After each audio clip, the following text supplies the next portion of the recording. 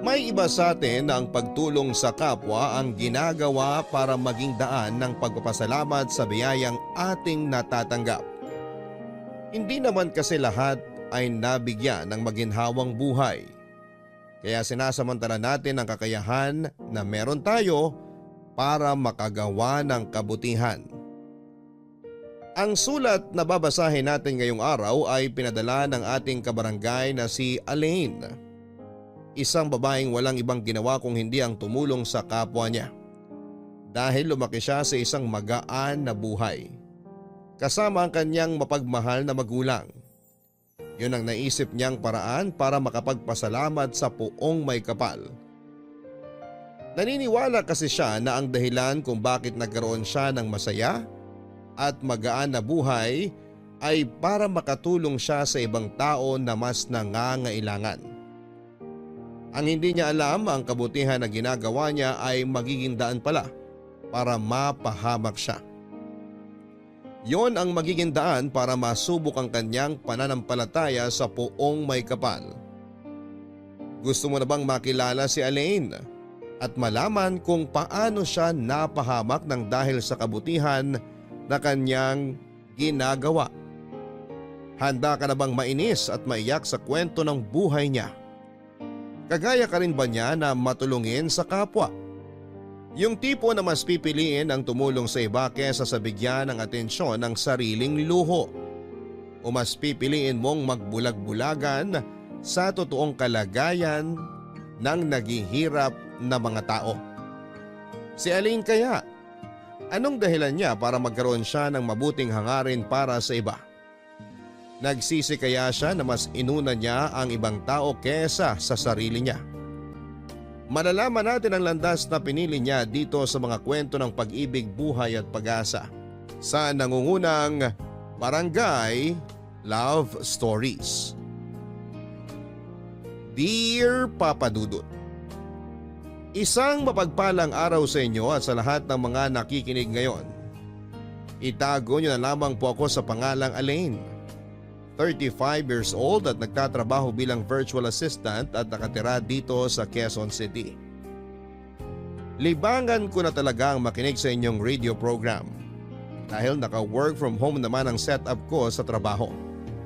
Araw-araw talaga akong nakikinig sa inyo at matagal ko ring pinag-isipan bago ko nabuo ang desisyon ko na gawin po itong sulat ko sa inyo. Isang masayang pamilya ang nakagisnan ko. Parehong may malaking negosyo ang mga magulang ko at solong anak nila ko. Kaya naman masasabi ko na lumaki ako sa magaan na pamumuhay. Nang makapagtapos ako ng kolehiyo noon ay hindi ko kagad kinailangan na maghanap ng trabaho dahil patuloy pa rin ang allowance na natatanggap ko mula sa parents ko. Hanggang sa maisipan ko na maging volunteer sa mga organisasyon na tumutulong sa mga taong nangangailangan sa buhay, Papa Dudut.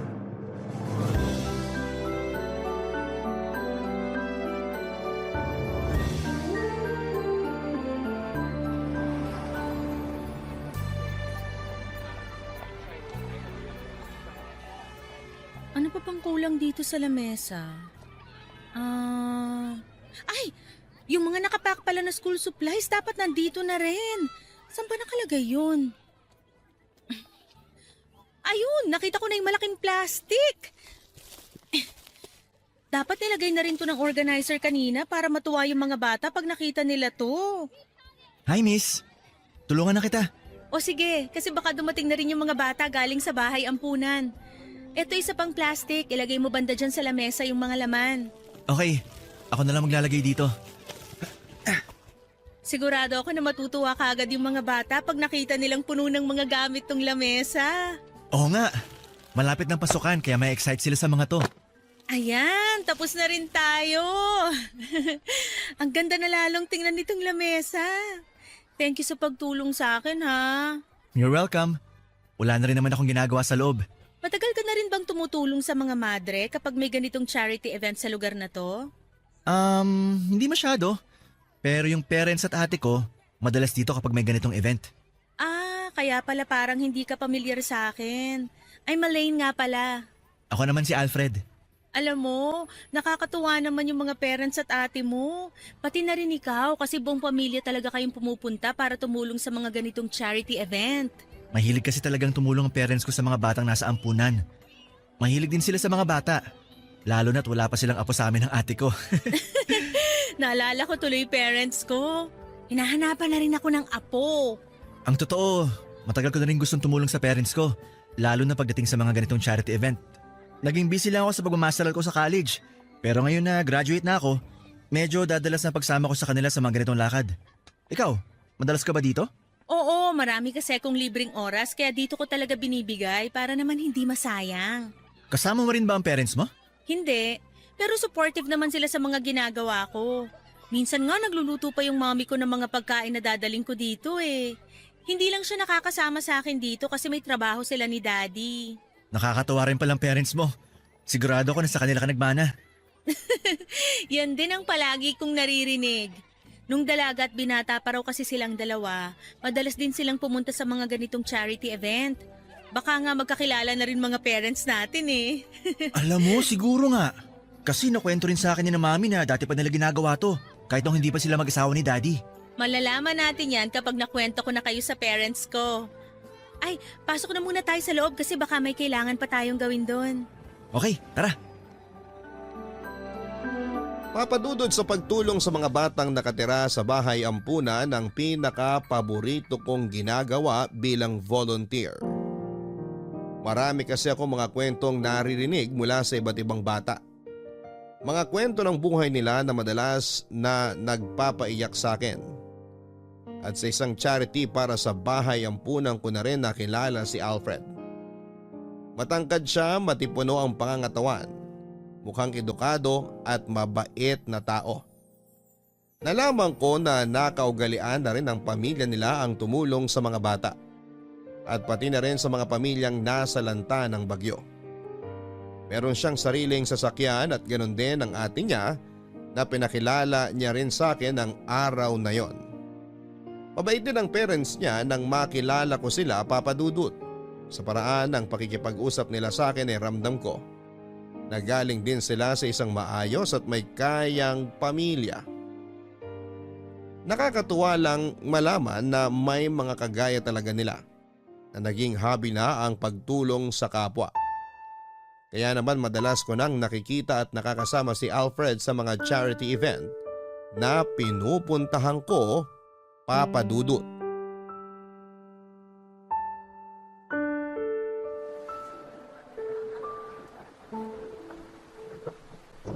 Aline, magkape ka muna. Ayos lang ako, Alfred. Titignan ko muna yung ibang tao sa banda doon kasi baka may kailangan silang gamit. Ano ka ba? Mula nung makarating ka dito sa evacuation center galing doon sa binahang barangay, hindi ka pa nagpapahinga eh. Di ka pa humihinto kakaasikaso sa mga na-rescue nyo. Hindi pa naman kasi ako pagod. Ikaw naman oh. Balak mo bang ubusin lahat ng lakas mo bago ka magpahinga? Kunin mo na tong kape, maupo ka na muna dito. Magpahinga ka naman kahit saglit lang. Sige na nga, akin na nga yung kape. Eto, Salamat. nagugutom ka ba? May biskuit ako dito, baka gusto mo. Okay na sa akin tong kape. Ay, kawawa naman yung mga taong nandito ngayon. Halos wala na silang bahay na uuwian kapag umalis na yung bagyo sa bansa natin. Ang mahalaga naman doon, ligtas pa rin ang buhay nila at ang pamilya nila. Pero hindi naman lahat na iligtas natin. May isang batang babae na hindi nakaalis sa bahay niya na malapit sa ilog. Napabitiw kasi siya sa kamay ng nanay niya habang bumubuhos yung malakas na ulan kanina. Ang sabi ng kapitan, wala na raw buhay yung bata nung makita nila. Pakiramdam ko tuloy, may kasalanan ako dahil sa pagkamatay niya. Huwag mong sabihin yan kasi wala kang kasalanan. Nagulat na nga lang ako kanina nang malaman ko na sumama ka pala sa mga rescuer na pumunta dun sa barangay na halos lamunin na ng baha. Ang sabi pa na nakausap kong rescuer, munti ka na rin daw matangay ng malakas na agos ng baha dahil sa pagligtas mo dun sa isang batang lalaki. Nakita ko kasi siya na mag-isa lang habang nakakapit sa may mataas na gate kaya pinilit ko kagad na makalapit sa kanya. Mabuti na lang at pareho kaming hindi tinangay ng malakas na agos ng tubig. Hindi kayo pinabayaan ng Diyos. Lalo ka na kasi alam niya na may mabuti kang puso. Handa mong ilagay sa panganib ang buhay mo para lang makapagligtas ka ng buhay ng ibang tao. Sa totoo lang, Aline, minsan nagtataka na ako sa'yo eh. Yung dedication mo na makatulong sa iba? To the highest level eh. Masarap naman kasi talagang tumulong, di ba? Hindi naman kasi lahat kagaya natin na nakakaranas ng maginhawang buhay. Naiintindihan ko yun. Pero minsan kasi parang ang lalim na ng dahilan mo kung bakit ginagawa mo lahat ng to. Alam mo, ang galing mo ring bumasa ng tao, no? Pero tama ka. Siguro nga may ibang dahilan talaga ako kung bakit ko ginagawa to. Hindi ko lang maamin sa sarili ko ang tungkol sa bagay na yon. Anong ibig mong sabihin? Ang totoo, Alfred, ampun lang ako ng parents ko. Ha? Talaga? Oo, pero kahit kailan hindi ako nagkaroon ng hinanakit tungkol sa bagay na yon. Palagi pa nga ako nagpapasalamat sa Diyos kasi binigyan niya ako ng adoptive parents na kagaya nila mommy at daddy. Kung hindi dahil sa kanila, baka matagal na akong wala sa mundo na to. At parte ng pasasalamat ko tong ginagawa kong pagtulong ngayon sa ibang tao. Papadudot, adopted child talaga ako ng mga magulang ko. Nasa high school ako nang ipagtapat nila ang bagay na yon sa akin. Ang sabi nila ay baby pa lamang daw ako nang may nakakita raw sa akin sa basurahan at dinala ko sa isang social welfare. Isang buwan na ako noon sa social welfare na pumunta ang mga magulang ko doon para mag-inquire tungkol sa pag-aampon ng bata.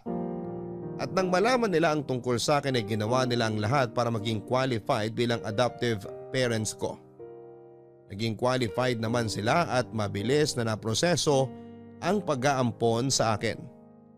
Wala kasing kakayahang magkaanak si daddy, kaya nag-decide na lamang silang mag-ampon. At pakiramdam daw nila pareho na ako raw talaga ang binigay ng Diyos para maging anak nila. Kahit kailan ay hindi ako nakaramdam ng hinanakit sa mga kinilala kong magulang, Papa Dudut. Wala kasi akong ibang naramdaman mula sa kanila kung hindi ang purong pagmamahal lamang. Kaya sa kabila ng ginawa sa akin ng tunay na mga magulang ko na pagtatapon sa may basurahan ay malaki pa rin ang pasasalamat ko dahil binigyan ako ng Diyos ng pagkakataon na mabuhay at makasama ang mga adoptive parents ko. At mas lalo ko pa silang minahal mula nang malaman ko ang tungkol sa pagiging ampun ko, Papa Dudut.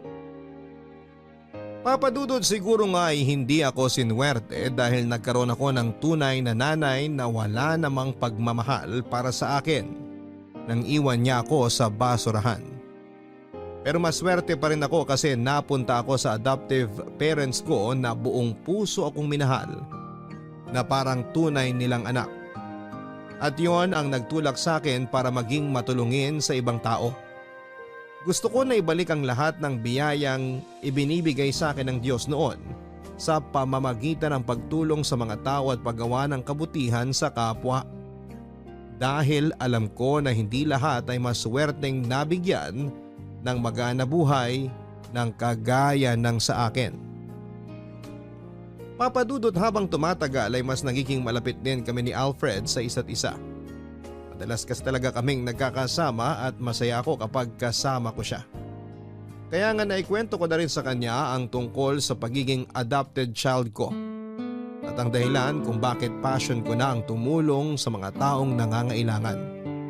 At mula nga noon ay mas lalo pa kaming naging close ni Alfred, Papa Dudut. Alfred, pakisabi sa mami mo salamat sa masarap na dinner. Makakarating sa kanya. Sobrang dami kong nakain, grabe. Sobrang sarap niya kasing magluto eh. Sinarapan niya talaga para marami kang makain. Ang payat mo raw kasi. Ewan ko ba dito sa katawan ko? Malakas naman akong kumain pero never talaga akong tumaba.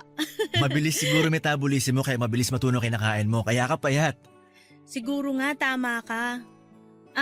Bababa na pala ako ng kotse mo. Gusto mo bang magkape muna sa bahay bago ka umuwi? Hindi na. Baka kasi tulog na rin ang parents mo tapos baka makaistorbo pa ako. Okay, sige. Salamat uli sa dinner at paghatid sa akin ha. Ingat ka pa uwi, Alfred.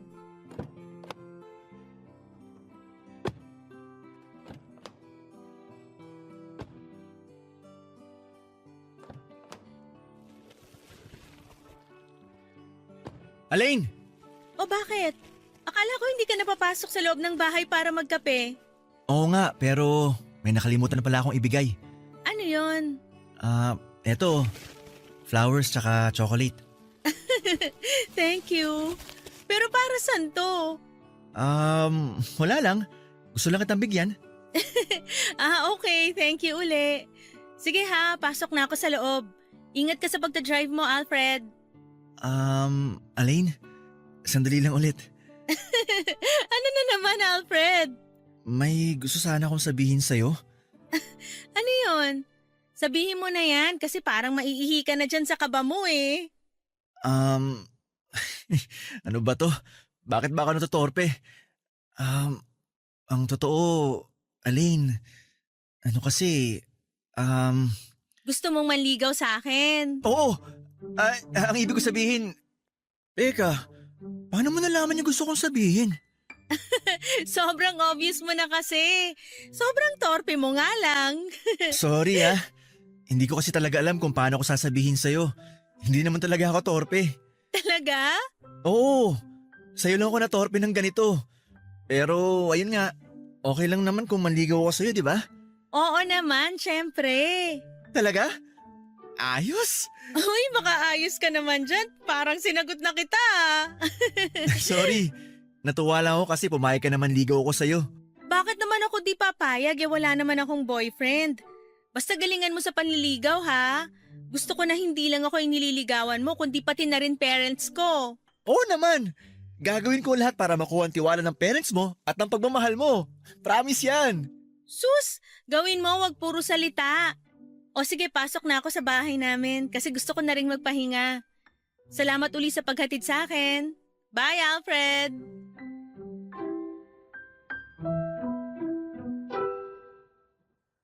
Papadudot ramdam ko na rin naman noon na may gusto sa akin si Alfred.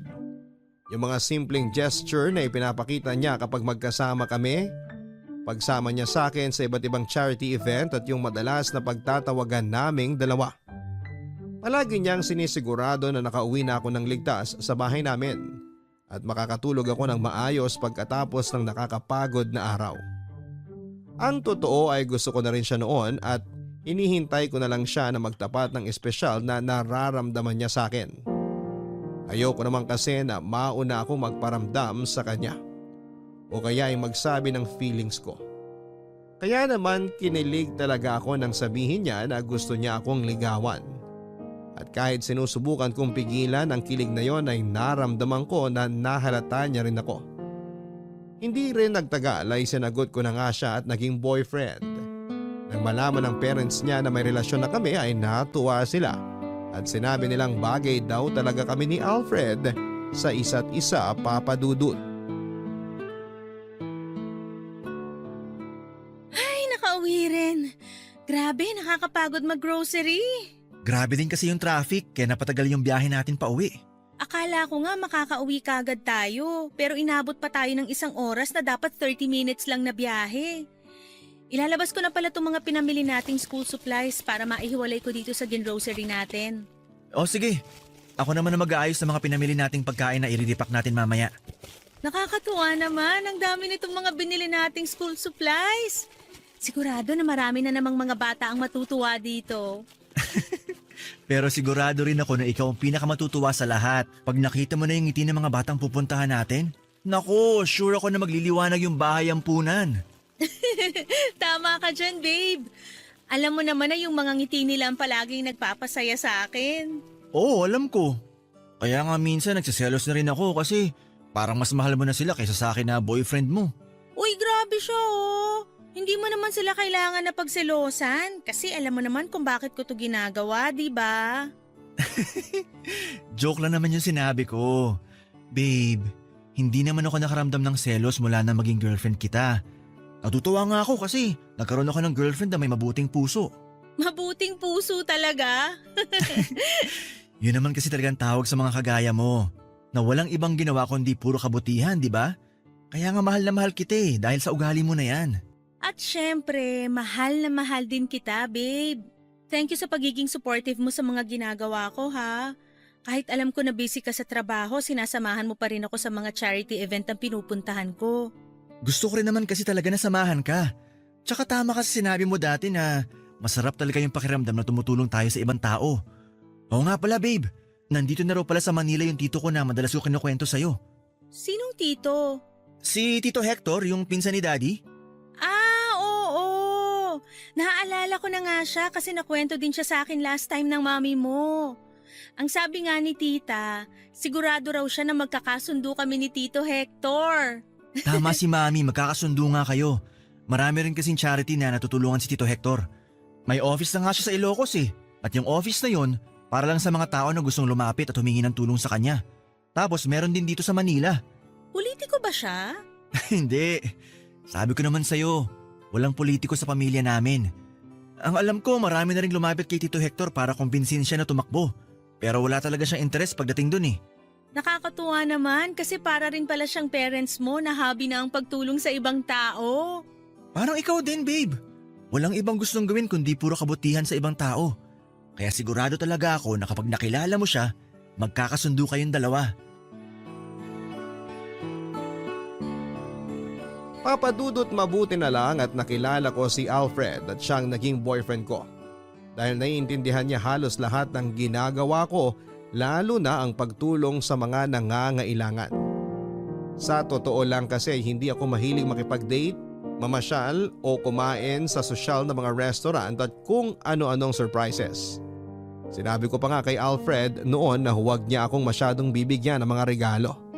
Siya pa naman yung tipo na mahilig sa mga sorpresa at magbigay ng iba't ibang bagay bilang regalo.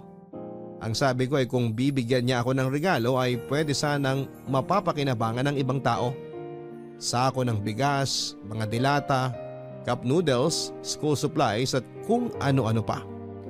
Nung una akala niya ay joke lang ang sinasabi ko na yon pero nang malaman niyang seryoso ako, madalas niya akong dinadalhan ng mga grocery na pwede naming i-repack at ipamigay sa ibang tao. Papadudot ang pagpunta sa mga charity event ang madalas naming naging bonding ng boyfriend kong si Alfred. Nakakatuwa kasi at nakikita ko na nag-i-enjoy din talaga siya sa mga ginagawa namin. Hindi siya yung napipilitan lamang na samahan ako. Lalo na at may mga natutulungan na rin sila ng pamilya niya na charity noon pa man. Kaya nga kapag nag-dinner ako sa bahay nila kasama ang pamilya niya ay wala kaming ibang pinagkukwentuhan kung hindi ang mga taong natutulungan namin. Sinabi ng kapatid at parents niya na maswerte raw si Alfred na nagkaroon ng girlfriend na kagaya ko na may mabuting puso. Na walang ibang iniisip kung hindi ang kabutihan para sa ibang tao. Sinabi ko naman na swerte rin ako kasi natagpuan ko si Alfred. Kasi siya yung tipo ng tao na kagaya ko na hindi makasarili at handa ring tumulong sa iba. Naiintindihan niya ang dahilan kung bakit ganito ang ugali ko. Naiintindihan niya kahit na madalas na wala akong oras para sa relasyon namin. Naiintindihan niya lahat dahil mahal niya ako pati na rin ang ginagawa naming kabutihan para sa ibang tao, papadudot. Babe, ang bongga talaga mag-celebrate ng birthday nung lolo mo, no? Medyo. Dito na lang kasi sa mga ganito nakikita yung mga kamag-anak ko. Parang naging family reunion na rin pala yung birthday celebration niya. Ganun na nga babe. Yung ibang kamag-anak namin, umuwi pa galing abroad o kaya lumuwas pa galing sa malayang probinsya. Karamihan nga sa mga kamag-anak mo ang sosyal magsalita, saka ang gaganda ng bag na dala. Halatang may kaya rin talaga sila sa buhay kagaya nyo. Madiskarte lang din talaga sila kagaya ng parents ko.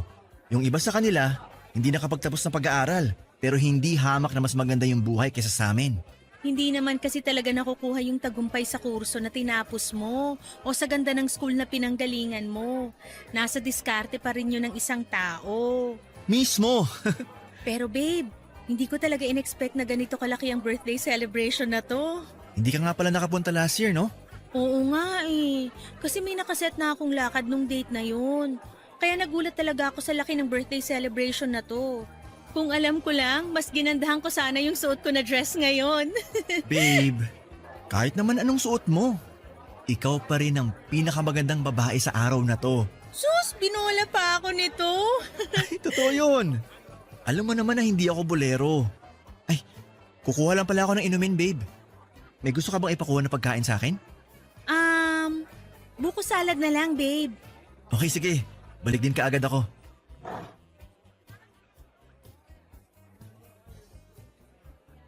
Grabe, ang dami talagang tao sa party na to. Teka, nasan pala yung panyo ko? Ay, nahulog siguro sa may ilalim ng lamesa. Tingnan ko nga. Eto, sabi na nandito eh.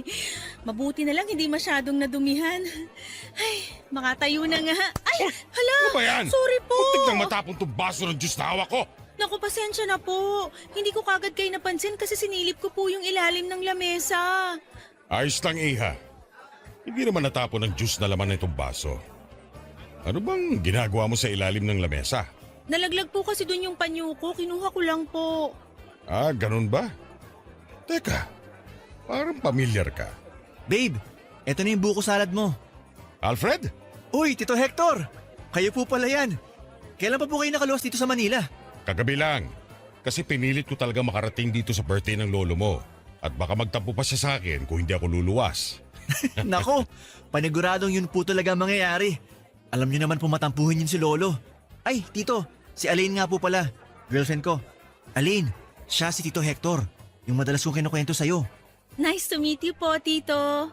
Nice to meet you din. Ngayon alam ko na kung bakit pamilyar ang mukha mo. Dahil matagal na kitang nakikita sa Facebook nitong pamangking kong si Alfred. At tama ako, mas maganda ka nga sa personal. Magaling talagang pumili itong pamangking ko. Siyempre naman, Tito. Kanino pa ba ako magmamana? Eh di sa inyo lang ni Daddy. Papadudot halos 2 taon na ang relasyon namin ni Alfred nang makilala ko ng personal si Tito Hector. Matagal na rin siyang nababanggit sa akin ni Alfred at ng mga magulang niya. Pinsang buo ito ng daddy ni Alfred na nakatira sa Ilocos pero may bahay din sa Maynila. Pero dahil sa bagong business na pinatayo nito na malapit lang kina Alfred ay hindi na ito muli pang bumalik sa Ilocos. Ang alam ko ay marami ring mga charity ang natutulungan ni Tito Alfred.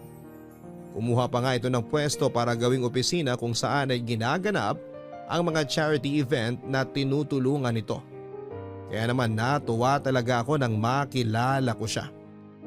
Bihira lang kasi yung mga kagaya nilang matulungin sa kapwa na walang hinihinging kapalit. Hindi sila politiko at hindi rin mga artista. Alam ko na kagaya ko ay bukal sa loob ng pamilya ni Alfred ang pagtulong na ginagawa nila. Napatunayan ko yon nang magkasama kami sa isang charity event ni Tito Hector, Papadudut. Babe, hindi na kita masasamahan sa loob ng opisina ni Tito ha. May meeting pa kasi ako na kailangan puntahan ngayon. Ayos lang, babe. Ako na lang ang kakausap sa kanya. Kinakabahan na nga ako eh. Bakit ka naman kinakabahan? Baka kasi hindi niya nagustuhan yung proposal na in-email ko sa kanya para dun sa charity event na bala kong gawin sa susunod na buwan. Babe, sigurado ako na magugustuhan niya yon. Paano mo naman nasabi? Pinabasa mo sa akin yung proposal na yun nung isang araw, di ba? Napakaayos ng pagkakagawa mo sa letter na yon. Malinaw yung layunin doon na gusto mo makatulong sa mga batang walang permanenteng tahanan at nakatira lang sa may gilid ng kalsada. Sigurado ako, tutulungan ka niya sa charity event na gusto mong gawin para sa mga bata na yun. Sa bagay, nung nakausap ko siya, napatunayan ko na totoo yung mga sinabi mo tungkol sa kanya. Na matulungin din talaga siya sa ibang tao. Ang dami niya ngang foundation na binanggit na natulungan niya. Lahat halos ng foundation na yon, narinig ko na mula sa mga kasama kong volunteer. Sabi ko naman kasi sa'yo, magkakasundo talaga kayong dalawa. Kasi palagi niya ring inuunang ibang tao kesa sa sarili niya. Lahi talaga kayo ng mababait at matutulungin, no? Kaya nakakatuwa ang pamilya niyo eh. Mas nakakatuwa ka pa rin. Kasi kahit mag-isa ka lang, todo effort ka na asikasuhin ng mga ganitong bagay para matuloy ang pagtulong mo sa mga tao.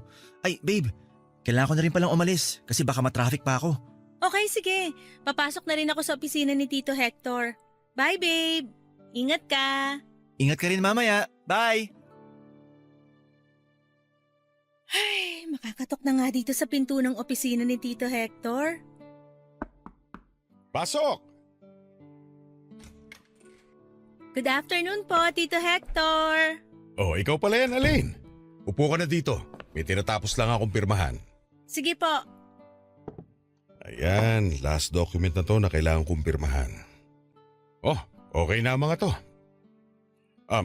Nasaan pala si Alfred? Hinatid niya lang po ako pero hindi na siya pumasok kasi may kailangan pa raw po siyang puntahan. Ganun ba? Tungkol ba sa in-email mo sa aking proposal kung bakit ka nandito?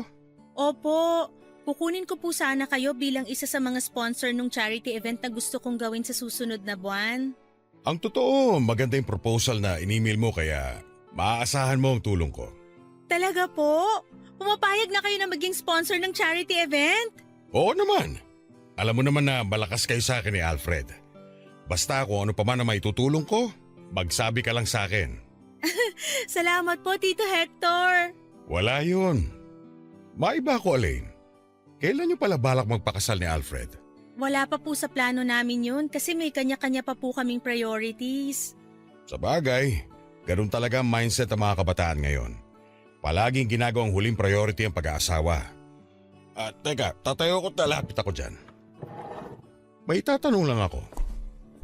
Elaine, siguro naman sa ilang taon na magkarelasyon kayo, nasubukan niyo na rin gumawa ng baby? Ano pong ibig niyong sabihin?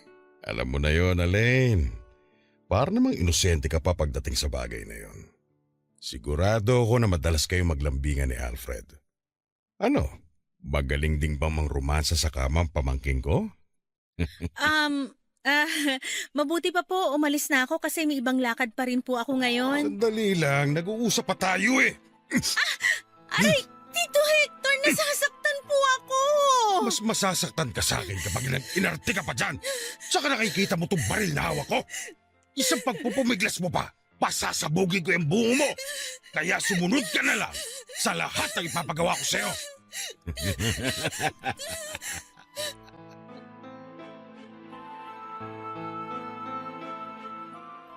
Papa Dudut, ilang beses na rin kaming nagkasama ni Tito Hector sa mga charity event kaya unti-unti na rin niyang nakuha ang tiwala ko. Lalo na magkwento siya sa akin ang tungkol sa buhay niya. Biyudo na pala siya at hindi nabigyan ng kahit na isang anak bago mamatay ang kanyang asawa dahil sa sakit. Yun ang dahilan kung bakit gusto niya rin talaga na tumulong sa ibang tao lalo na sa mga bata. Ayaw niya raw kasi na mag-isa siya sa bahay niya dahil mas nararamdaman niya ang lungkot. At pangarap din talaga nilang mag-asawa noon na magkaroon ng kahit na isang anak na hindi na naibigay pa sa kanila. Kaya nang mawala ito ay itinoon na lamang niya sa pagtulong sa ibang tao ang oras niya. Pero hindi ako makapaniwala na sa kabila ng madrama niyang kwento ay nagtatago ang isang mukha ng demonyo. Papa Dudut. Nang simulan niya akong molestahin ay pinilit ko talagang manlaban para ipagtanggol ang sarili ko. Kaya lang ay masyado siyang malakas at natakot na rin talaga ako nang maglabas siya ng baril. At yun ang unang pagkakataon na makakita ako ng baril sa malapitan. Tapos ay nakatutok pa sa mismong sentido ko. Kaya wala na akong nagawa kung hindi ang hayaan si Tito Hector na maisakatuparan ang kahalayan niya sa katawan ko, Papa Dudut. Papa Dudut, pagkatapos akong halayin ni Tito Hector ay gusto kong magsumbong noon pero hindi ko magawa dahil natakot ako. Natakot ako hindi lang para sa buhay ko kung hindi para sa buhay ng mga magulang ko.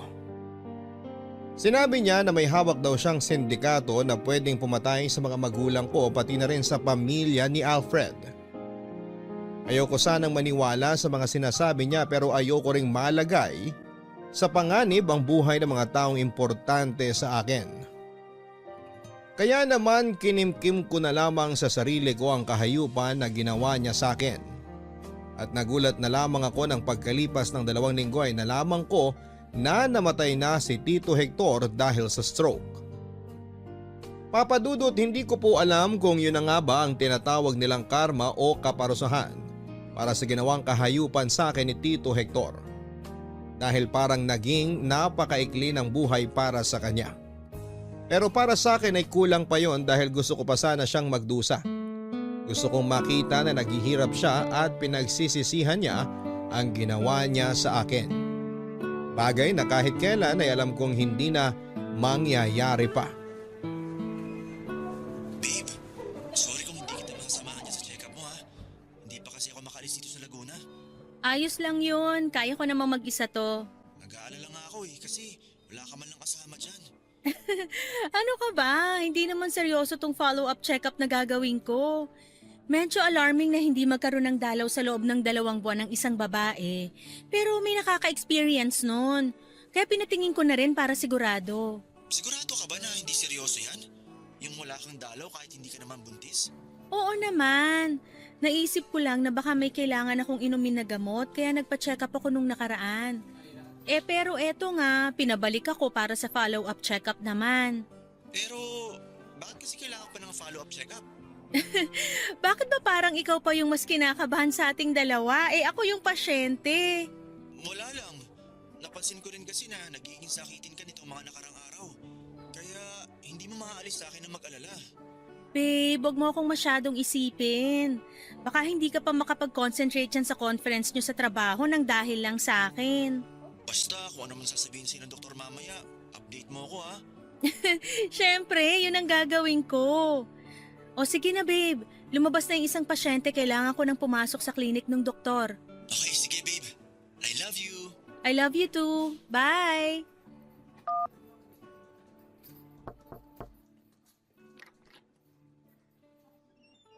Hi, doktora. Ako po yung next patient. Elaine po ang pangalan ko. Pasok ka at maupo ka dito, Elaine. Sige po.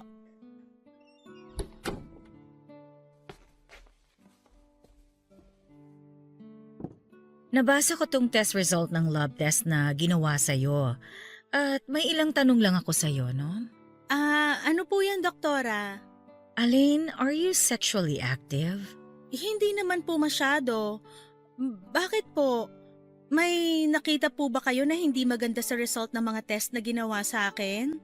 Bago ko sagutin ang tanong na yan, gusto kong malaman kung may kasama ka bang pumunta dito sa ospital? Wala po. Hindi ko naman po kailangan ng kasama. Doktora, sabihin niyo na po sa akin ang totoo. Ano po bang sakit ko? Ay, huwag ka sanang mabibigla at tatagan mo ang loob mo, ha? Kasi, based dito sa result ng lab test na ginawa sa'yo, HIV positive ka, Elaine. Hindi totoo yan. Nagkakamali lang kayo. Wala akong ganyang sakit, hindi ako HIV positive. Mali yung nasa result na hawak niyong papel, doktora. Oh, Elaine, calm down. HIV pa lang naman ito at hindi pa naman ito AIDS. May mga gamot nang makakatulong para dyan. Plus, may mga organization din at mga institution na handang tumulong sa mga katulad mo na infected ng virus na to. Kaya huwag kang panghinaan ng loob. Pero sa ngayon talaga kailangan mong tatagan ang loob mo. Hindi totoo yan. Mali talaga yan, doktora, kasi imposible na magkaroon ako ng ganyang sakit. Imposible kasi ayoko. Hindi pwede. Doktora, ayoko pang mamatay. Ayoko pa.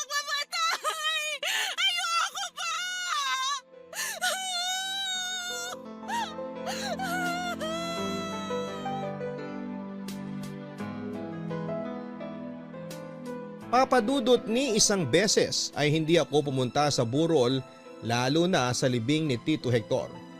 Nagdahilan na lamang ako noon kay Alfred na masama ang pakiramdam ko. Ang kwento niya ay marami raw ang nakiramay at nalungkot sa pagkawala ng tito niya. Marami raw kasi itong natulungan. At habang naririnig ko ang kwento niya ay nagpipigil ako ng mga luha ko. Dahil hindi ko masabi sa kanya ang kahayupan na ginawa ng tito niya sa akin.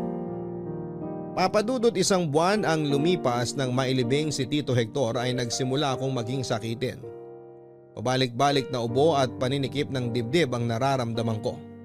At nagkaroon din ako ng kakaibang mga rashes kaya nag-decide na ako magpa-check up. Pero ibang dahilan ang ibinigay ko kay Alfred kung bakit ako magpapa-check up noon. Sa unang araw ay niresetahan ako ng gamot para sa ubo. Pero kinuhanan pa ako ng dugo at pinabalik pagkalipas ng 2 araw. Ibang doktor na ang kumausap sa akin noon at nang makita ko pa lang ang mga nakadisplay sa opisina niya na mga poster at brochure ay tungkol ito sa HIV. Nanginig na kagad ang mga tuhod ko sa kaba. Parang gusto ko nang maiyak kaagad kahit na hindi ko pa man narinig ang sasabihin ng doktor. At nang malaman ko na tama ang hinala ko ay tuluyan ng sumabog ang mga luha ko. At dumoble pa ang pag-iyak ko noon nang maging pareho lang ang resulta na nakuha ko mula sa isa pang ospital na pinagdalhan ng dugo para ipalaboratory test ulit ako, Papa Dudut. Hi babe! Alfred? Anong ginagawa mo dito sa bahay? Ayaw mo kasi na mag-date tayo kaya pinuntahan na lang kita dito. Pero sinabi ko naman kanina sa text na masama ang pakiramdam ko, di ba? Oo nga, pero gusto pa rin kitang puntahan kasi gusto kitang makita. Hindi ka na dapat nag-aksaya pa ng oras na pumunta dito. Hindi pag-aaksaya ng oras na makasama ka, babe. Hindi mo ba ako papapasukin? May dala akong sisig dito na alam kong paborito mo.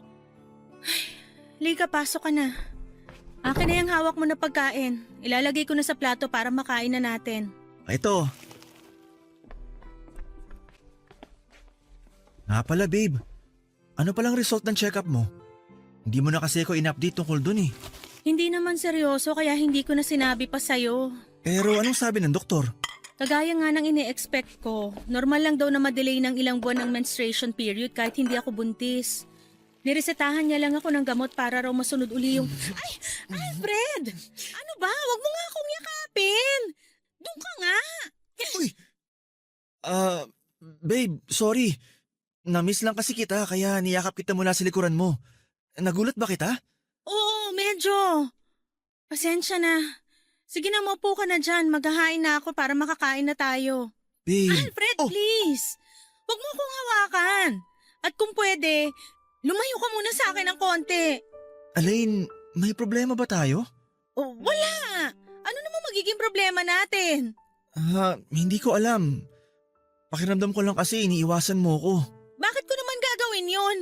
Again, hindi ko alam. Pero yun ang nararamdaman at nakikita ko. Alain, 2 buwan nang walang nangyayari sa atin. Wala namang issue sa akin yun, pero napansin ko na ayaw mo na rin magpahalik sa akin. Tapos ngayon, parang diring-diri ka sa tuwing magdidikit ang mga balat nating dalawa. Hindi naman kasi sa ganon. Mali ka sa iniisip mo, Alfred. Ano pala yung tama? Alain, ano ba talagang problema? Bakit hindi mo sabihin sa akin? Iintindihin ko naman kahit ano pa yan eh. Basta wag mo lang akong iwasan. Kasi nahihirapan na rin ako. Di ko alam kung ano ba dapat kong isipin eh. Ano ba nangyayari sa ating dalawa? May HIV ako. Ha? Anong sabi mo? HIV positive ako, Alfred. Yun ang dahilan kung bakit ayokong lumapit ka sa akin. Dahil natatakot ako na baka mahawahan ka ng sakit ko na to. Bago mamatay ang Tito Hector mo, pinagsamantalahan niya ako. Tinakot niya ako na papatayin niya ako. Ang parents ko pati na rin kayo. Kaya hindi na ako nakapagsumbong sa mga pulis. Alfred! Kay Tito Hector! Sa kanya ko nakuha tong sakit na to! Alain, sorry. Sorry kung hindi kita naprotektahan. Sorry kung nagawan ka na masama ni Tito Hector. Wala ka namang kasalanan, Alfred! Pero sa totoo lang, natatakot na ako! Kasi ayoko pang mamatay! Natatakot akong mamatay dahil sa sakit na to! Hindi ka mamamatay, Alain. Pangako, sasamahan kita sa lahat ng oras. Hindi kita iiwan. At tutuparin pa rin natin ang mga pangarap natin. Mahal na mahal kita.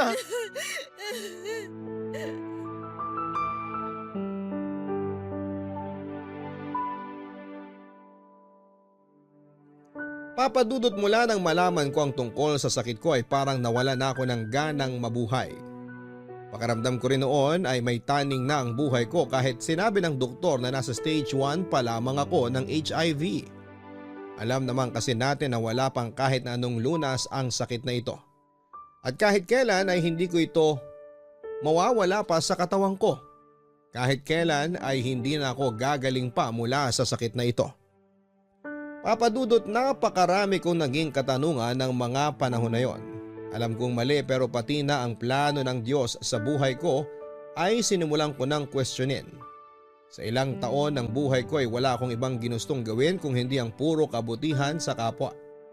Gusto ko lang makatulong at makapagbigay sa mga nangangailangan.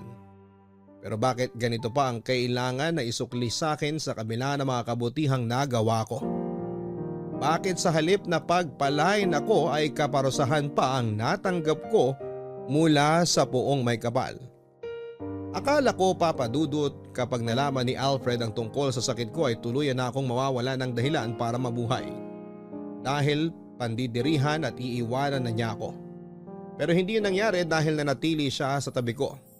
Kahit sinabi ko sa kanya na gusto ko nang tapusin ang lahat sa amin dahil wala nang patutunguhan ang relasyon namin ay hindi siya pumayag na mangyari yon. Paulit-ulit din siyang humingi ng kapatawaran dahil sa pangmumolestya na ginawa sa akin ng sariling tito niya. Sinisisi niya ang sarili niya dahil sa sakit na nakuha ko mula kay Tito Hector. Pero sinabi ko sa kanya na wala siyang kahit na anong kasalanan. Papa Dudut, nagpatuloy nga ang relasyon namin ni Alfred at palagi niya akong sinasamahan sa lahat ng check-up ko at pagkuha ng mga gamot na kailangan ko. Pinag-aralan din namin mabuti ang lahat ng impormasyon tungkol sa sakit ko. Lalo na nang magpakasal kaming dalawa. Oo, Papa Dudut. Nagpakasal kami ni Alfred at nagkaroon din ng isang anak na babae. Sa maniwala kayo at sa hindi ay sa awa na rin ng Diyos ay hindi ko sila nahawahan ng sakit ko dahil sinusunod ko ang lahat ng bilin sa akin ng doktor pagdating sa pakikipagtalik at pagbubuntis. Nang mga anak ko ay nagpasisaryan talaga ako dahil malaki ang chance na hindi siya mahawa sa akin. At dininig ng Diyos ang panalangin ko nang maging ligtas ang anak namin at hindi mahawahan ng sakit ko. Napakalaki ng naging tulong ng siyensya sa buhay namin ng pamilya ko, Papa Dudut. Para ako nagkaroon ng normal na buhay lalo na at alam ng pamilya ni Alfred at mga magulang ko ang tungkol sa sakit ko. Tinanggap nila akong lahat at hindi pinandirihan. Mas lalo nila akong minahal sa kabila ng sakit na meron ako. Kaya naman masasabi ko rin na naging malaki ang tulong ng Diyos para sa buhay ko na ito. Sa ngayon, Papa Dudut, ay naiintindihan ko na ang lahat ng mga nangyayari sa buhay ko. Hindi naman talaga ako pinarusahan ng Diyos.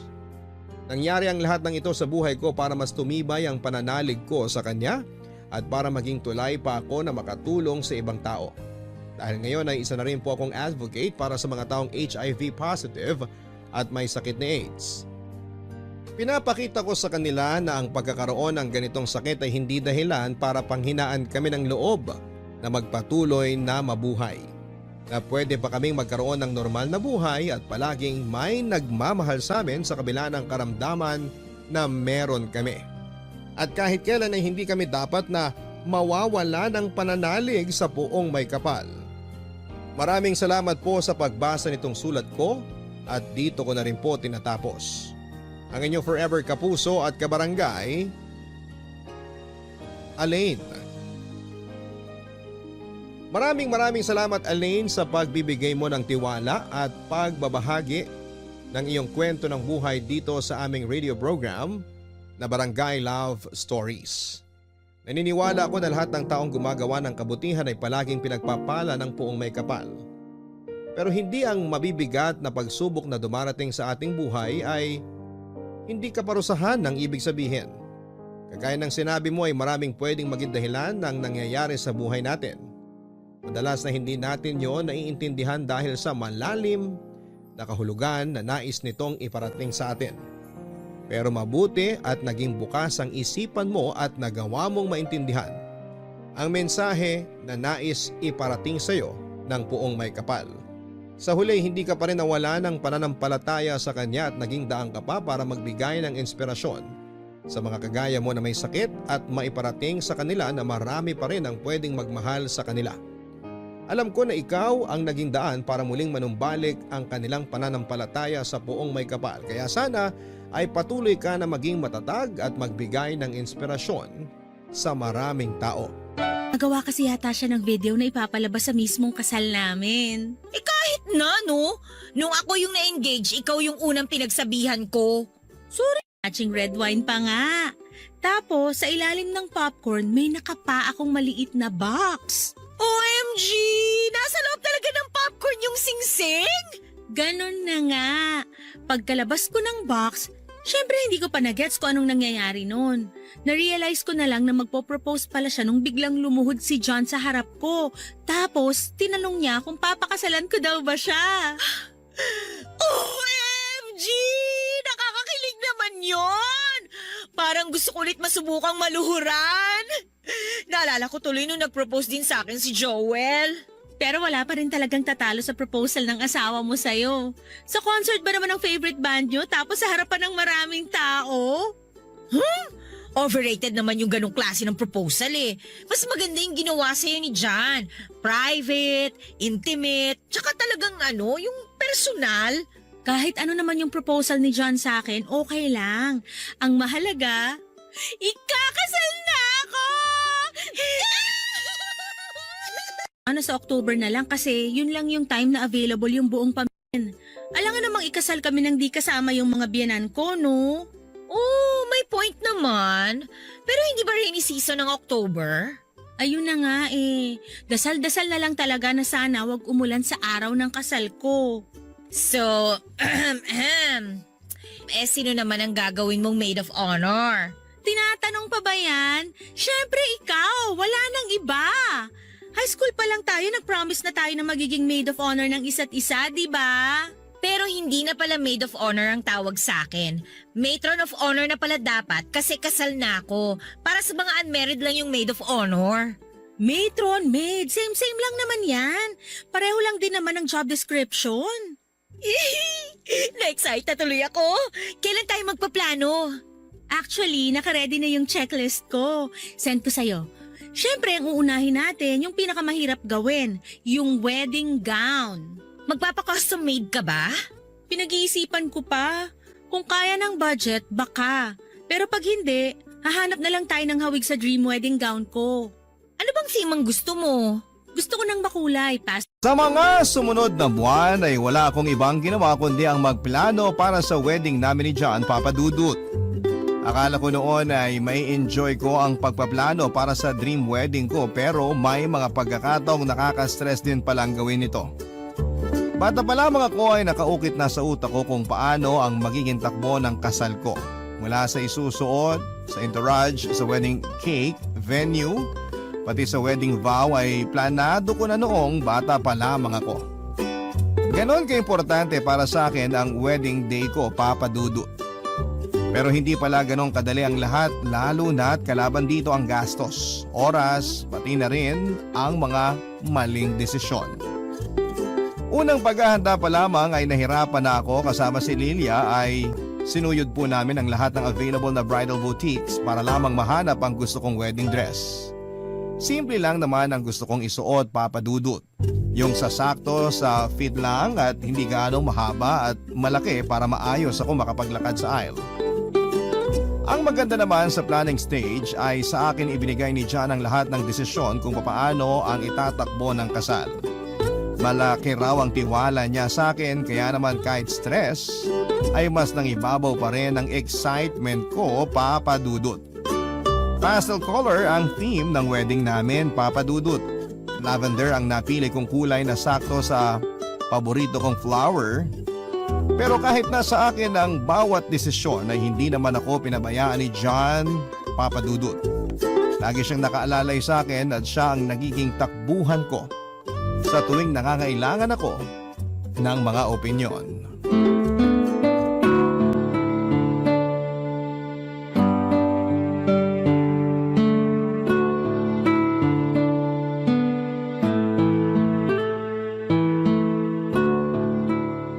Mahal, tingin mo kailangan ko pa ng second outfit para sa reception? Gusto mo ba? Pinag-iisipan ko pa nga eh. Baka kasi masyado nang magastos kapag magpapagawa pa. Garden wedding ang gusto mo? Pag beach kasi parang hassle naman yun. Oo, romantic at magandang scenery lalo na kapag sinabay sa sunset. Pero mahangin sa dagat eh. Mabuhangin pa. Yun nga rin ang naisip ko eh. Gusto ko ng garden wedding nung bata pa ako kasi yun yung first wedding na napuntahan ko. Kasal ng tita ko. Pero hindi natin masabi ang panahon eh. Moody kasi ang weather dito sa Pilipinas. Baka mamaya biglang umulan. Ayoko rin namang maging basang bride. Church wedding na lang. Yun yung pinaka-best choice. Tsaka mas solemn, di ba? Ikaw bahala. Sure na tayo dyan ha. Okay, yung number of guests naman. Marami ka bang iimbitahin? Medyo. Aside sa close family at mga kamag-anak ko na manggagaling pa sa probinsya, kailangan ko ring invite friends ko, workmates, batchmates, pati kababata. Dami ah. Bakit? Ayaw mo ba ng marami? Di ba mas marami, mas masaya? Okay lang naman. Pero mas prefer ko sana na medyo private lang at alam mo na, intimate. Close friends lang tsaka family sana. Kaso mahirap yan eh. October yata ang due date. Pero aside sa kanila, makaka-attend naman lahat. Mabuti naman. Ang importante, both families natin present. Pero kung gusto mo mag-imbita ng marami, sige lang. Basta ang mahalaga sa akin, maikasal tayo. Meron pa ba? Questions I mean. So far, yun pa lang naman. May nakausap na ako about sa wedding date. Reserved na. Yung isusuot ko, okay na rin naman. Pati yung sayo may nakita na akong gagawa. Kung ganon, ako naman yung magtatanong.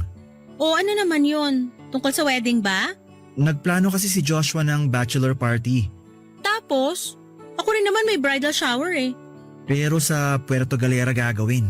Ay, social naman. Sino-sino mga sasama? Yung groomsmen ko tapos ilang katrabaho. O sige, walang problema. Yun lang naman pala eh. Sigurado ka? Sa Galera yun ha? Wala nang bawian yan?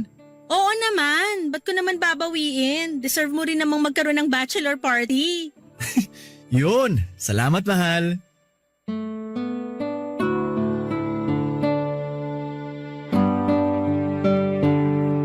Papadudot mabilis na dumaan ang mga buwan hanggang sa dumating ang linggong pinakahihintay namin ni John. Bago ang kasal ay ginanap ang bachelor party at bridal shower naming dalawa. Kung sa Galera nagpunta sina John at ang mga groomsmen nito, sa isang hotel naman nagbook si Lilia para sa bridal shower ko. Kasama ang mga kapatid, pinsan at ilang kaibigan ay 2 araw naming sinelebrate ang mga huling araw ng pagiging dalaga ko. Hindi pa nga ako makapaniwala noon, Papa Dudut. Dati pangarap ko lamang ang ikasal at ngayon ay mangyayari na ito sa totoong buhay. Mula sa pagiging single ay magiging married na ang status ko sa mga ID at personal documents ko. Ang apelyidong gamit ko ng mahigit 3 dekada ay magbabago na. Papasok na ako sa panibagong chapter ng buhay ko kasama ang mapapangasawa kong si John. Masaya ang naging bridal shower ko, Papa Dudut. Nagpunta kami sa salon para magpaganda at mag-relax. Pinamper namin ang sarili namin bago ang big event. Nagkaroon din kami ng pajama party at sa huling araw ng bridal shower ay nagpakalasing kami sa bar. Lahat ng ito ay gastos ng maid of honor kong si Lilia at ng mga bridesmaid ko. Isa na siguro ang araw na yon sa mga highlight ng wedding journey ko. Ang araw na hindi ko malilimutan kasama ang mga malalapit sa akin. Pero Papa Dudut, habang nagpapakasaya kami sa bridal shower ay hindi ko po inakala na ibang klase ng pagpapasaya pala ang ginawa ng mga kalalakihan nang sila ay magkakasama sa Puerto Galera. Barangay Love Stories. Barangay Love Stories. Papa Dudut, pagka-uwi po ni John galing sa Puerto Galera ay nagulat ako sa itsura nito. Umitim siya at late ko nang naisip na pwede ngang mangyari yon dahil nga sa beach sila nag-bachelor party. Hindi ko lubos maisip noon kung paano na lamang ang kalalabasan ng mga pictures namin sa kasal, lalo na't mas mangingitim pa siya lalo sa suot niyang tuxedo na puti. Pero kumpara sa pagbabago ng kulay ng balat ni John ay mas malala pa po, Papa Dudut, ang nakita ko. Marami siyang pasa sa katawan mula sa mga braso at legs. May band-aid din siya sa leeg na ayon sa kanya ay nakalmot niya kaya tinakpan niya. Napaisip tuloy ako kung ano nga ba ang ginawa nila sa bachelor party at kung ano ang nangyari. Agad namang nag-explain sa akin si John, Papa Dudut. Puro water sports activities daw kasi ang ginawa nila sa unang araw ng kanilang party kaya siya puro pasa. Sa second day naman ay nag-inuman din sila tulad namin. Doon na raw niya nakuha ang kalmo sa leeg niya dahil sa kakasayaw. Tinanong ko kung exclusive lang ba sa mga lalaki ang party na ginawa nila at kinumpirma naman ni John na puro lalaking araw sila at wala silang kasamang mga babae. May tiwala naman ako sa asawa ko, Papa Dudut, pero wala akong tiwala sa best man niyang si Joshua. Matagal nang hindi maganda ang dugo ko sa kaibigan niyang yon dahil sobrang bad influence niya kay John. Siya ang dahilan kung bakit muntik na kaming magkahiwalay noon ng asawa ko. Sa bachelor party kasi mismo ni Joshua noong ikinasal siya ay nagdala siya ng strippers. Proud pa siyang nag-post noon ng video kung saan ay nahagip ng kamera si John na may kayakap na babae. Simula noon ay hindi na maganda ang tingin ko kay Joshua na kahit pamilyadong tao na ay umaasta pa ring binata. Dahil sa itsura ng asawa ko after ng bachelor party nila ay hindi tuloy ako nagkaroon ng peace of mind. Nabahala ako kung ano nga ba ang mga nangyari sa Puerto Galera na hindi nasasabi sa akin ng asawa ko.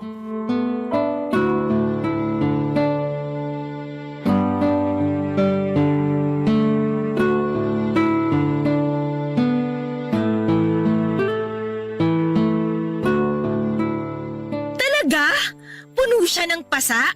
Ano bang ginawa nila? Bachelor party o initiation ng fraternity? Nakakaloka ha? Kasalanan to ni Joshua eh. Sana di na lang ako pumayag na maggalera sila. Ipapahamak pa yung fiancé ko eh. Hayaan mo na yon. Ang mahalaga, nakauwi naman ng buo si John. Lalo ka lang may stress niyan eh. 2 days na lang ikakasal ka na. Wala na dapat negative thoughts. Paano naman kasi naiinis ako? Nakita mo ba si John? Ang itim-itim niya. Siya at yung buong entourage niya. Nangitim dahil sa pagparty nila. Eh sino ba naman kasing tao ang magdadagat bago ang kasal? Kung tayong mga babae nagpapaganda, sila naman, ewan ko ba? Gigil ako ha? Ewan ko nga kung anong tumakbo sa isip ng mga lalaking yun eh. Eh ikaw, ano naman ang tumatakbo dyan sa isip mo ngayon? Alam ko may something eh, ramdam kita. Medyo bothered lang ako. Oh, bothered naman saan? Tingin mo may mga kasama silang babae sa bachelor party nila? Sina John? Ba namang oo. Gano'n naman talaga sa bachelor party, di ba? Required ba talaga may babae sa bachelor party? Hindi ko lang sure, pero gano'n kasi yung mga napapanood ko sa TV tsaka sa mga pelikula eh. Ano ba sabi ni John? Tinanong mo ba siya? Oo, pero sabi niya wala raw silang kasamang babae. Oh, wala naman pala eh. So bakit ka nababother? Hindi ko alam. Parang may iba akong nararamdaman eh. Parang gut feel, ganun. Ay nako, nag-overthink ka lang. Mas matagal mong kilala si John kumpara sa akin. Pero based sa pagkakakilala ko sa kanya, kaya naman niyang kontrolin ang sarili niya eh. Pero naaalala mo pa ba yung nangyari nung bachelor party ni Joshua? Nung nag-away kami ng malala ni John? Yun ang naiisip ko eh. Nagbago na naman siya since then, di ba? Tsaka matagal na yun. Never naman na siya nagloko after noon. Sure ka ba? Paano kung hindi lang ako aware? Mars, malapit ka ng ikasal. Hindi maganda na ganyan ang iniisip mo sa asawa mo o sa magiging asawa mo. Tiwala yung pinakamahalagang bagay sa mag-asawa. Kung wala ka nun, masisira lang kayong dalawa. Hindi healthy na pinag-iisipan mo yung asawa mo lalo na kung sinabi niyang wala naman talaga. Kasama kasi niya si Joshua. Alam mo yun? Wala akong tiwala sa taong yun eh. Eh kung si Joshua lang naman ang pag-uusapan, malaki talagang chance na mag-cheat siya sa asawa niya. Makati pa sa higad yun eh. Pero si John? Mars, feeling ko hindi naman niya magagawa yun. Ikaw ba, nung kasal niyo ng asawa mo, anong nangyari sa bachelor party niya?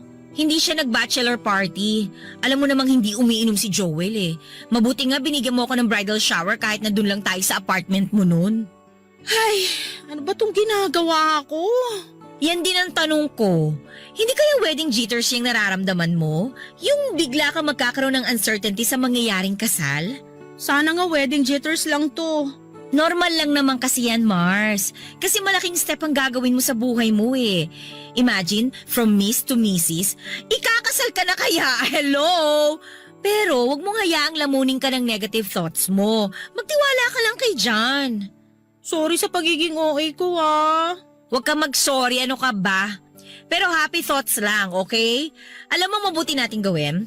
I-check na natin yung wedding list mo kung prepared na ba lahat para hindi tayo magka-problema. Dahil hindi inaasahan ng dami ng bisitang nagpunta, pero nagawa naman po ito kaagad ng paraan. Bago natapos ang reception ay ipinalabas ni John ang video documentation na ginawa niya sa 8 years na relationship naming dalawa. Isa po itong slideshow ng mga pictures namin as boyfriend and girlfriend.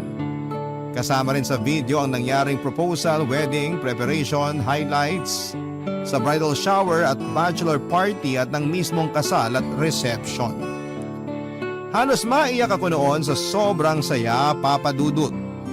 Nang oras na yon ay tuluyan nang nawala ang pagkabahala ko sa asawa ko at kung ano man ang nangyari sa bachelor party nila. Nang araw na yon ay sinelebrate namin ang pagmamahalan naming dalawa ni John. Sa haba ng naging journey namin sa wakas ay papasok na kaming dalawa sa bago naming buhay. Hindi na bilang magkasintahan kundi bilang mag-asawa na sa ngayon. Pagkatapos ng reception ay mabilis na nagsiuwian ang mga bisita. Natira ang mga pamilya namin at malalapit na kaibigan. Nagmadali rin naman kaming umalis ni John, Papa Dudut. Sa isang hotel kami nagpunta para pansamantalang magpahinga dahil kinabukasan ay may flight kami papunta sa Japan para sa aming honeymoon. Pero imbes na magpahinga ay binulabog kami ng isang insidente nang may kagagawan ay si Joshua.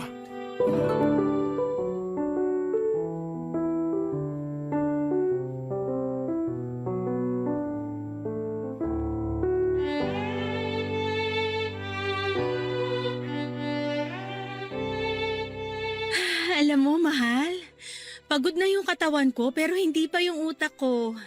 Ramdam ko pa rin yung excitement at saya eh. Ang daming tao, no? Muntik pa tayong maubusan ng pagkain. Mabuti na lang may malapit na restaurant at naremedyohan yung pagkain. Sorry, parang kasalanan ko yata kasi naparami yung in-invite ko. Dapat in-expect ko na every person may +1 na kasama. So lumalabas yung estimated number of guests natin, dumoble. Okay lang yun. Actually, mas masaya nga na maraming tao. Marami tayong nakasama sa araw kung saan pinakamasaya tayo. Best day of my life! Lapit ka nga sa akin. Di ka pa nagsawa? Buong araw na tayong magkatabi ah. Never ako magsasawa sa'yo. Payakap nga. I love you. I love you too, mahal. Oh, sino namang tumatawag sa'yo ng ganitong oras? Hindi ko alam. Baka magko-congratulate. Teka, saan ba yung phone ko? Ay, si Lily itong tumatawag. Hello, Mars? Napatawag ka? Hello, Mars? Uy, sorry kung nakasorbo ko sa kung ano man ang ginagawa nyo ngayon pero si Joshua kasi, itinakbo namin sa ospital. Ha? Bakit? Ano nangyari kay Joshua? Joshua? Anong meron kay Joshua? Nasa ospital daw eh, hindi ko alam. Ano raw nangyari kay Joshua? Ganito kasi yun. Hindi ba nung umalis kayo, naiwan kami sa reception? Nag-decide kasi na magkaroon ng after party yung mga bridesmaid at groomsmen. Nag-bar kami. O tapos, anong nangyari? Eh syempre, pakana na naman ni Joshua. Nag-bar kami, tapos sinamahan ako ng asawa ko. Sumama rin yung asawa ni Joshua, si Samantha. Tapos? Ang bilis kasi ng pangyayari eh. Basta bigla na lang nagkasagutan sina Samantha at Joshua. Eh sa sobrang galit ni Samantha, pinalo niya ng bote sa ulo yung asawa niya. Ano bang pinagagagawa niyo doon? Ano raw nangyari? Sandali lang, nagkukwento pa si Lilia. Tatawagan ko si Joshua. Kamusta na si Joshua ngayon? Eh ito nga, nagwawala sa ospital. Malaki yung sugat niya sa ulo, kailangan tahiin. Kaso ang lakas niya eh, hindi siya kaya ng mga nurse.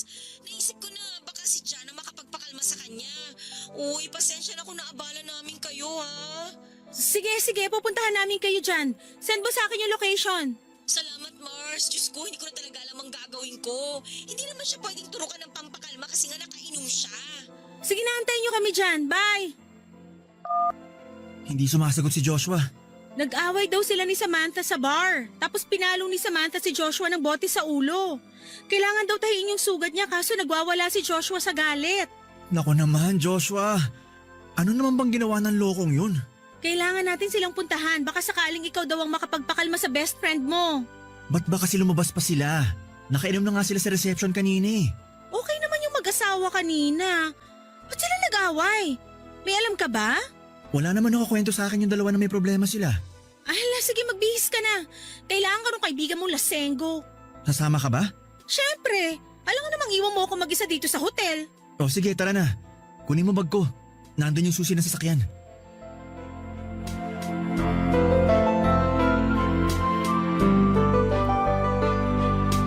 Papadudot pagdating namin sa ospital ay mabilis namang napakalma ni John si Joshua. Nang kumalma ay agad na tinahi ang sugat nito sa ulo.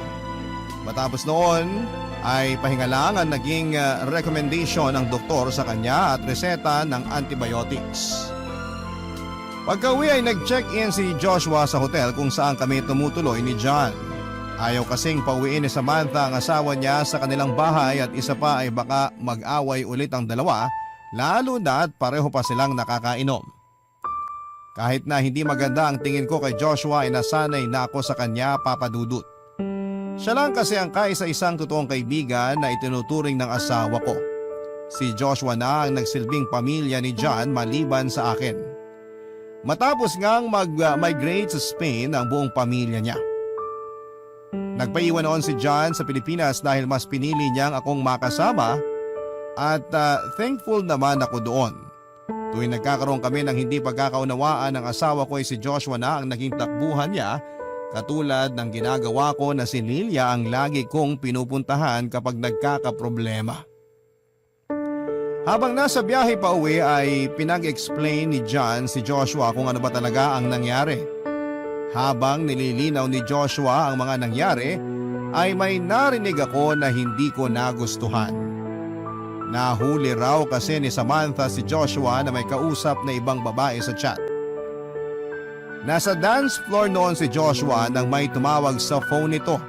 Hindi pinansin ni Samantha ang tawag pero nang may nag-notify na message sa phone ni Joshua ay nabasa ito ni Samantha.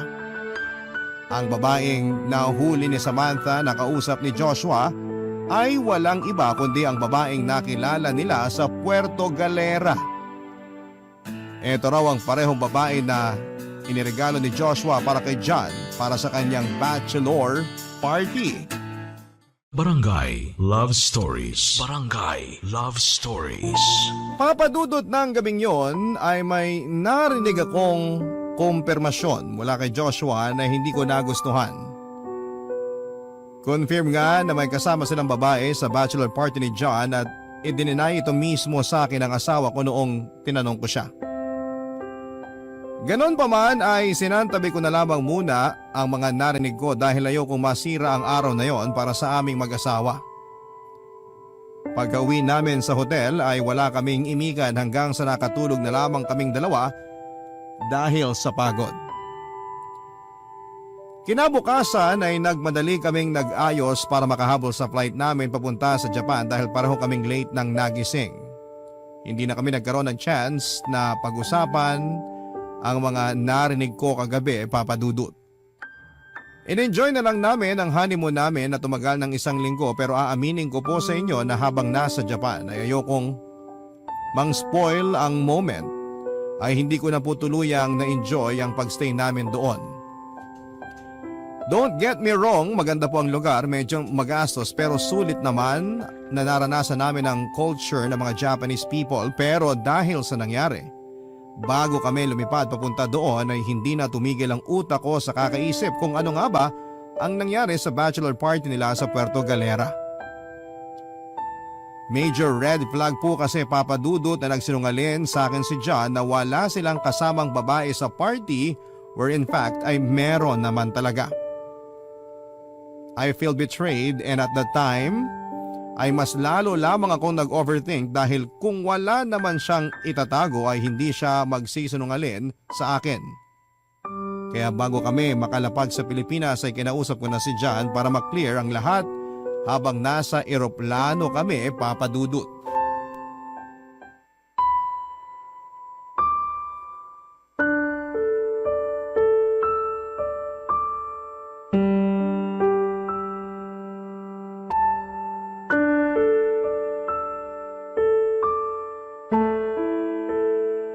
Kumusta na kaya yung mag-asawa? Sino? Sina Joshua at Samantha. Wala ka bang balita sa kanila? Hindi ko pa sila nakakausap eh. Nagulat ako sa ginawa ni Samantha ha. Hindi ko ni-expect na hahambalusin niya ng bote ng alak yung asawa niya. Gawa na rin siguro ng kalasingan niya. Hindi rin. Grabe lang siguro yung ginawa ni Joshua kaya niya nagawa yun. Hindi magagalit ang misis ng ganun-ganun na lang kung hindi mabigat ang kasalanan ginawa ng mister niya. Hanggang ngayon ba, galit ka pa rin kay Joshua? Hindi naman ako galit sa best friend mo. Sabihin na lang natin na hindi na niya makukuha yung 100% ng tiwala ko. Sa totoo lang, napaka-bad influence niya sa'yo. Hindi na kayo mga binata pero kung umasta siya parang wala siyang asawa. Ayun tuloy ang napala niya. Mabait naman si Joshua. Kilalanin mo lang siya tulad ng pagkakilala ko sa kanya. Lahat naman kasi ng tao may good at bad side eh. Ang problema, puro bad side niyang nakikita ko at ng mga ibang tao. Kasi yun ang pinapakita niya. Hayaan na lang natin sila sa problema nilang mag-asawa. Bahala na silang umayos doon. Labas na tayo sa kung ano man ang problema nilang dalawa. Nang babae ba talaga siya? Ha? Nung tinanong kasi kita kung may kasama ba kayong babae sa bachelor party mo, ang sabi mo, wala. Napaisip tuloy ako kung may tinatago nga kayong dalawa. Nang babae ba si Joshua? Pinoprotektahan mo ba siya? Wala akong pinoprotektahan. Ganito kasi ang nangyari pero bago ko ikwento ang lahat, sana pakinggan mo ko with an open mind. Pwede ba yon? Sige, makikinig ako. Basta sabihin mo lang sa akin lahat ng nangyari. As in lahat. Okay. So nasabi ko naman na puro outdoor activities yung first day. Puro water sport, sightseeing at kung ano-ano pa yung ginawa namin. Siyempre hindi ko alam kung ano yung itinerary kasi si Joshua nagplano ng lahat. Sumasabay lang ako sa kanila. Pagkatapos ng outdoor activities, anong nangyari? Kinagabihan, nag-inom kami sa hotel tapos buong araw na kaming tulog kinabukasan. Then the following night, doon na nangyari yung bachelor party. Hindi ko in-expect na mag-i-invite pala si Joshua ng strippers. May isang stripper siyang niregalo sa akin. May nangyari ba sa inyo? Wala. Wala nangyari sa amin. Ayoko nang maulit yung away natin noon na muntik na tayong maghiwalay. Kaya maniwala ka sa akin, mahal. Walang nangyari. Isa pa, masyado na akong lasing noon. Hinayaan ko na lang sina Joshua na mag-enjoy. So ngayon gets mo na kung bakit wala akong tiwala sa Joshua na yon. Minsan wala talaga siyang kontrol sa sarili niya, lalo na kapag nakainom. Pero best friend ko yun eh. Hayaan mong ako na lang umayos sa mga maling ginagawa niya. Sana nga maayos mo kasi madalas, ikaw yung nadadamay. Mahal, wag mo nang problemahin si Joshua. Wag ka na magpaka-stress sa kanya. Enjoy na lang natin muna tong honeymoon natin. Magpapalawan pa tayo, di ba? Next week, back to work na tayo. Kaya sulitin na natin to. Oo nga. Balik na naman tayo sa pagiging alipin ng salapi. Ay, ang saya sana kung ganito na lang lagi ang buhay. Pasyal-pasyal na lang. Gawin natin to hanggang pagtanda natin. Kapag retire na tayo sa trabaho at nakapag-ipon na tayo. Promise mo yan ha? Oo. Promise. Muli ay pinanghawakan ko ang kwento ni John, Papa Dudut. Pagkatapos ng honeymoon namin ay bumalik din kami kaagad sa trabaho pero ang kaibahan nga lang ay nakatira na ako sa isang bubong kasama ang asawa ko. Bilang bagong mag-asawa ay gusto na sana agad naming magkaroon ng anak. Kaso nga lang po ay nahirapan kaming makabuo at halos 8 buwan din po kami naghintay bago ako nagdalang tao. Katulad ng dati tuwing may bagong milestone sa buhay namin ni John ay well documented po ito. Nang dumating ang araw na pwede nang malaman ang gender ng baby sa tiyan ko ay nagplano kaming magkaroon ng gender reveal party. Si Lilia ang inatasan kong unang tao na makaalam ng gender ng anak namin. Gusto rin kasi naming masurpresa na mag-asawa kaya itinago ni Lilia sa amin ang nalalaman niya hanggang sa sumabit ang wedding anniversary namin ni John. Doon na po namin ginanap ang gender reveal party. Pero hindi lang isang announcement ang nangyari ng araw na yon, Papa Dudut. Bukod sa gender ng anak namin ni John ay isa pang revelasyon ang nalaman ko At ng mga taong umaten sa party na yon, isang uninvited guest ang biglang nagpakita sa kalagitnaan ng event, isang babaeng may bitbit na baby. Nagpakilala siya bilang si Shaira, ang babaeng nakasama ni John sa bachelor party nito. Siya ang stripper na tinutukoy ni Joshua at ang bitbit nitong bata ay walang iba kundi ang bunga ng pagsasama nila ni John ng gabing yon.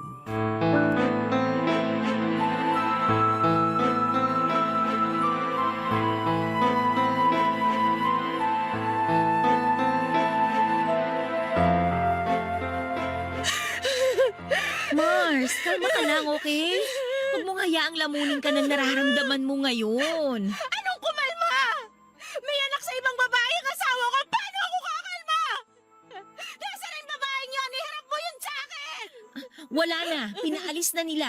Kinausap na siya ni John para hindi na manggulo. Hindi manggulo! Lilia, tapos na! Ginulo na niya yung buhay ko! Ginulo na niya yung buhay naming mag-asawa! Okay. Naiintindihan ko na galit ka ngayon. Na masama yung loob mo sa mga nalaman mo. May karapatan kang magalit at magwala. Pero ayoko makapagbitaw ka o makagawa ka ng bagay na pagsisisihan mo sa huli. Kaya please Mars, dito ka muna. Huwag ka na munang lumabas, okay? Hayaan mo na si John na mag-explain sa mga bisita. Mahal, magpapaliwanag ako. Umalis ka sa harapan ko! Hayop ka! Umalis ka rito! Walang iya ka! Mars, kalma lang. Naniwala ako sa'yo, John! Pinaniwalaan ko yung mga sinabi mo pero pinaglololoko mo lang pala ako all this time! Ha? Ginawa mo akong tanga! Please, huminahon ka muna. Hayaan mo ka magpaliwanag. Walang asawang hihinahon lalo na kapag nalaman niyang nakabuntis ng ibang babae ang mister niya! Kaya wag mo ako sasabihan na huminahon dahil nakikita ko pa lang yung pagmumukha mo! Mas lalo lang ako nagliliyab sa galit! Lumayas ka sa harapan ko! Ang kapal na mukha mo! John, hayaan mo na lang muna sigurong lumamig ang ulo niya bago kayo mag-usap ulit. Awin namin mag-asawa to, Lilia. Hayaan mo akong ayusin to. Pero wala kayong maaayos kung pareho kayong emotional ngayon. Harleen, please. Lasing ako nun. Hindi ko na alam ang ginagawa ko. Hindi ko na alam kung ano mga nangyari. Siguro nadala na lang din ako. Na-pressure ako ng tropa kaya ako nagawa yun. 2 beses ka nagsinungaling sa akin! Tinanong kita kung may kasama kayong babae sa bachelor party. Sabi mo, wala! Tinanong kita kung may nangyari ba sa inyo ng babae yan. Sabi mo, wala! Paano ba ako maniniwala sa'yo ngayon? Paano ko mapagkakatiwalaan yung mga lumalabas sa bibig mo? Hindi ko na talaga maalala yung mga nangyari. Maniwala ka sa akin. Anong pinagkaiba niyo ngayon ni Joshua? Na laging sinisisi ang alak sa bawat kasalanan ginagawa niyo? Ano, ganun na lang lagi? Kesyo laseng, kesyo walang maalala? Tandaan mo, hindi porket nakainom kayo, may karapatan na kayong mag-cheat! Mali ang ginawa ko. Sorry kung hindi ko napigilan ang sarili ko. Sorry talaga, mahal. Hindi ko naman ginusto na mangyari to eh. Alam mo kung ano mas masakit? Yung mas nauna kapag nagkaanak sa ibang babae kesa sa mismong asawa mo! Sa tingin mo, anong mararamdaman ng anak mo kapag nalaman niyang hindi siya ang panganay mo? Na may anak ka sa labas? Ano sa tingin mo ang mararamdaman niya? Ha? Hindi ko talaga alam na buntis siya. Ngayon ko lang din nalaman. Tsaka isa pa, hindi naman ako sigurado kung ako talaga ang tatay ng batang dala niya eh. Wala na akong pakialam kung anak niyo yun o hindi! The mere fact na nag-cheat ka sa akin days bago tayo ikasal! Hindi kita mapapatawad sa ginawa mong yan, John! Please, ayusin natin to. Hindi ko kaya na mawala kayong dalawa na magiging anak ko. Parang awa mo na, Harleen. I feel so betrayed! Buong-buo ang tiwala na binigay ko sa'yo pero nagawa mong sirain yun ng ganun-ganun na lang! Nagawa mo yun ng wala man lang pagsisisi! Kung hindi pa nagpakita yung babaeng yun, hindi ko pa malalaman ang totoo! So anong plano mo? Habang buhay mo ako lalokohin? Habang buhay mo itatago sa kanabayanan ka sa labas? Anong gusto mong gawin ko para mapatawad mo lang ako? Gagawin ko ang lahat. Umalis ka na sa buhay ko! Huwag kang magpapakita sa akin! Yun ang gawin mo! Aline, please! Mars, tulungan mo akong magayos ng gamit. Aalis na ako rito. Huwag naman ganito! Huwag mo naman akong iiwan! Mahal! Jan, hayaan mo na muna siya. Masama pa yung loob niya eh. Ako na lang muna ang kakausap sa kanya. Baka sakaling magbago pa ang isip niya. Lilia, please! Kumbinsihin mo siya! Tulungan mo ako! Okay, sige. Susubukan ko. Papadudot pansamantala akong umuwi sa probinsya namin para doon magpalamig ng ulo. Mabuti na lamang at meron akong maternity leave na pwede kong gamitin sa sitwasyon na yon at makalayo mula sa asawa ko. Sinubukan po akong sundan ni John sa probinsya pero hindi ko siya hinarap. Actually, hindi ko po alam kung papaano ko po haharapin ang asawa ko. Sobrang nasaktan ako sa mga nangyari. Hanggang ngayon ay hindi ko pa rin matanggap na niloko ako ng taong pinagkatiwalaan at minahal ko. Nang mga panahong yon ay gusto ko na sanang hiwalayan si John. Hindi ko kasi lubos maisip na magagawa niya ang bagay na yon kahit na ilang araw na labang ay ikakasal na kami noon. Lumipas ang ilang linggo ay dumating din ang due date ko, Papa Dudut. Isang healthy baby girl ang pinanganak ko via normal delivery. Pinangalanan ko siyang Aliyah. Ito na po kasi ang pangalang dati na naming napagkasunduan ni John. Sa pagdating ni Aliyah sa buhay ko, Papa Dudut, ay bigla kong na-miss ang asawa ko. Never kasing dumating sa isipan ko na sasalubungin ko si Aliyah na mag-isa lamang. Ibang-iba ito sa pinapangarap ko. Hindi naglaon ang kagustuhan kong hiwalayan ng asawa ko ay unti-unting nagbago. Hindi ko rin po kasi matiis na lumaki ang anak ko ng walang ama. Mahirap magbigay ng second chance pero kailangan kong gawin ito alang-alang sa anak namin. Hindi si John ang bibigyan ko ng chance kundi bibigyan ko ng chance ang anak namin na magkaroon ng pamilyang buo. Kaya naman ang ginawa ko, Papa Dudut, ay kinausap ko si John at inalam kung ano ang plano niya sa amin at sa anak niya sa labas. Nakausap na niya ang babae, Papa Dudut, at napagkasunduan nilang magbibigay siya ng buwanang sustento sa bata sa isang kondisyon. Never na silang magpapakita kay John o maging sa akin. Bumalik ako sa bahay namin matapos naming magkaayos ni John at sinubukan ulit naming buuin ang relasyon naming nasira para kay Aliyah. Sa ngayon, Papa Dudut, ay masaya akong sabihin sa inyo na bumalik na po kami sa dati. Sa pagdating ng baby namin ay nabigyan kami ng pagkakataong magsimula ulit. Alam kong habang buhay na akong magkakaroon ng doubt sa mga magiging pangako sa akin ng asawa ko pero susubukan kong buuin ulit ang tiwala ko na nawala dahil sa mga nangyari. Dito ko na po tinatapos ang story ko, Papa Dudut. At wish ko na sana ay naging makabuluhan ang kwento ko sa inyo at sa lahat ng mga listeners ninyo.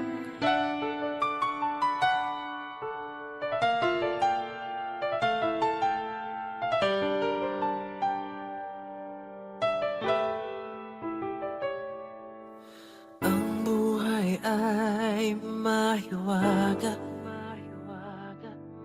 laging may lungkot at saya.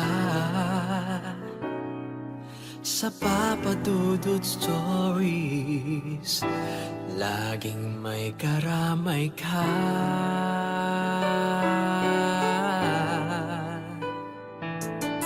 Mga problemang kay bigat, ay pakikinggan ka. Sa Papa Dudut Stories, kami ay iyong kasama. Dito sa Papa Dudut Stories, ikaw ay hindi nag-iisa.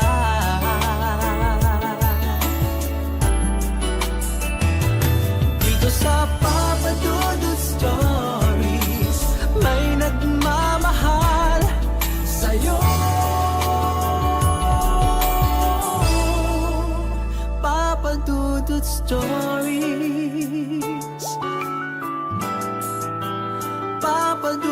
Stories.